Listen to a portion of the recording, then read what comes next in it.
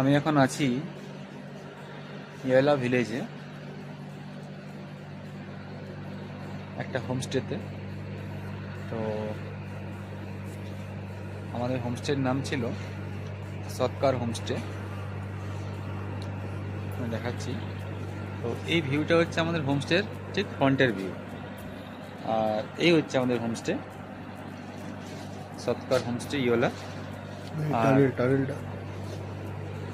এখানে আমরা অনেক জিনিস দেখতে পাচ্ছি। একটা টানেল আছে, আর আমাদের সামনের দিকে পাহাড়ে বরফ জমে আছে, খুবই ঠান্ডা, একটা পাহাড়ি গ্রাম। আর এই রাস্তা দিয়ে